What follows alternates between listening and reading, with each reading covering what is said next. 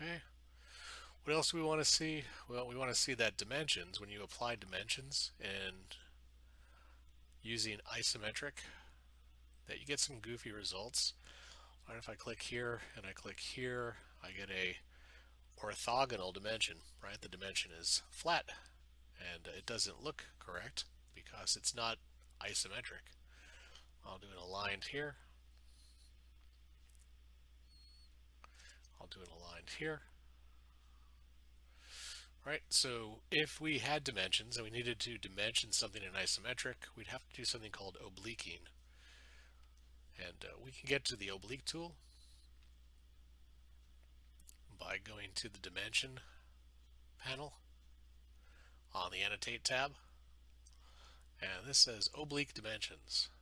So what you do is we pick the tool and we pick a dimension and we type enter and then we type in an obliquing angle. So I'm going to type in 90. And you see how it made it stand up? See, now the dimension is lined up with an isometric plane. See, here's what it was.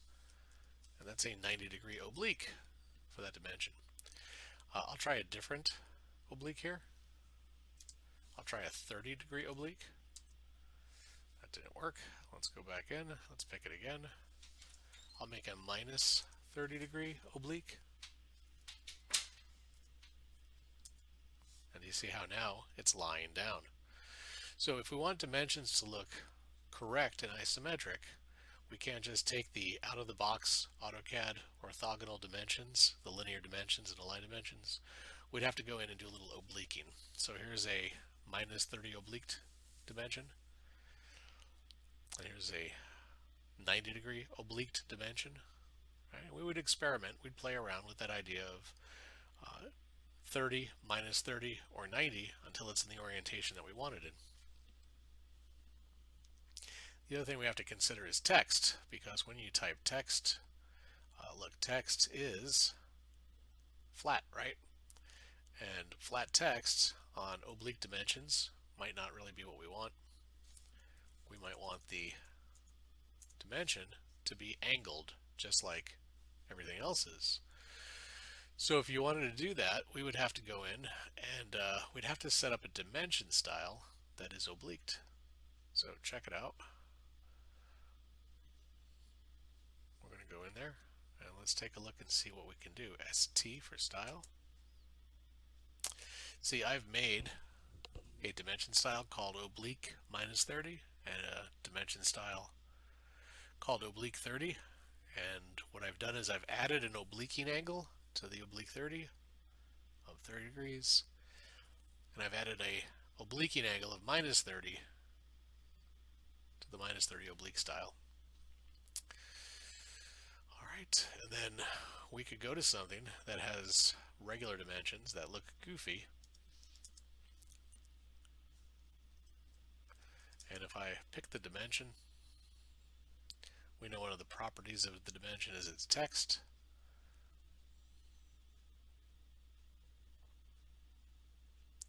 Which style are we going to use? Well, instead of the plain Romans, what if we made that oblique minus 30 or that oblique 30?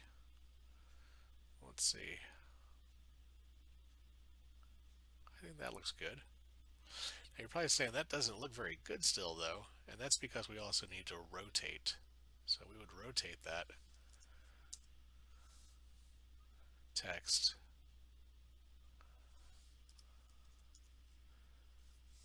until it was in an orientation that made it look good.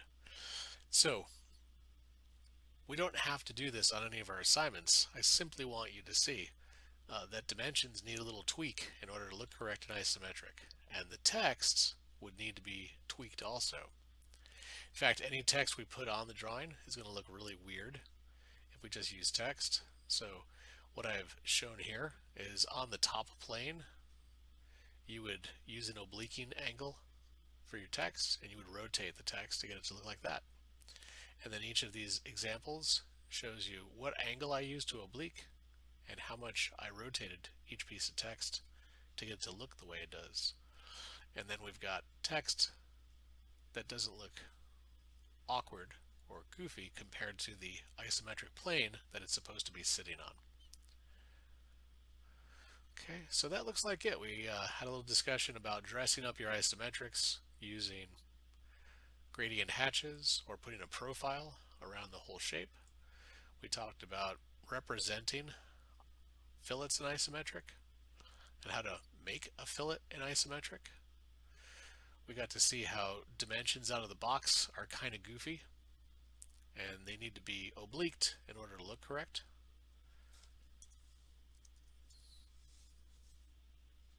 Do an oblique. How about 30 on that one? Right, so now it's coming out.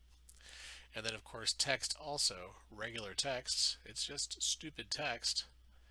It doesn't know what face it's on. So you would take your orthogonal regular normal text and then find an angle that works for the face you're working on. I think on that face, oblique 30, that looks good. And then we rotate it 30. And now it looks like the text is sitting on that right face.